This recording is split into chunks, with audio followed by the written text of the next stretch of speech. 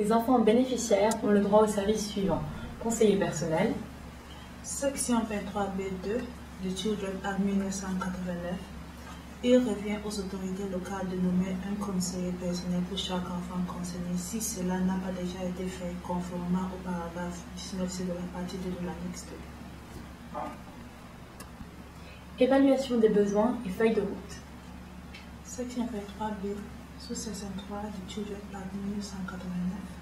Il revient aux autorités locales pour chaque enfant concerné qui n'avait pas encore de feuille de route établie conformément au paragraphe 19b de l'annexe 2. A. Réaliser une évaluation de leurs besoins afin de déterminer le conseil, l'assistance et le soutien requis conformément à ce texte. Et B. De leur préparer une feuille de route. Logement et pension alimentaire. Section 23B, sous-section 8 du Children Act 1989. Les autorités locales responsables protégeront et assureront la promotion des intérêts de l'enfant et, à moins qu'elles soient convaincues que le bien-être de l'enfant ne le requiert pas, elle le soutiendra en A. Les entretenant, B.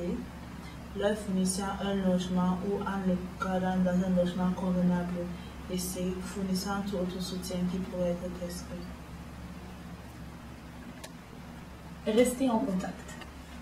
Section 23B, sous-section 11 du Children Act 1989.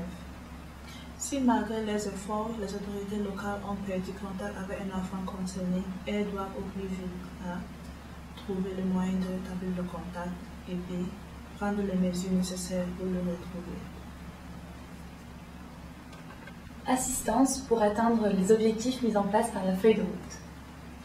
Régulation 2001, règle 11 du règlement 2001 relative aux enfants quittant les soins en Angleterre et au Pays de Galles, conformément à la section 23B, sous-section 8, sous-section C, relative au soutien des enfants concernés. Les autorités locales responsables doivent fournir assistance, notamment sous forme d'argent, pour répondre aux besoins de l'enfant en matière d'études, d'apprentissage ou d'emploi tel que prévu par la feuille de route. Il n'y a que deux catégories d'enfants concernés qui peuvent bénéficier. Un enfant concerné ayant un enfant à charge a le droit à une aide financière et une allocation familiale. Un enfant concerné ayant une incapacité suffisante pour lui ouvrir à une pension d'incapacité. Cependant, aucun enfant concerné ne peut bénéficier de l'indemnité de logement ou aux aides prévues par la législation sur les sans domicile.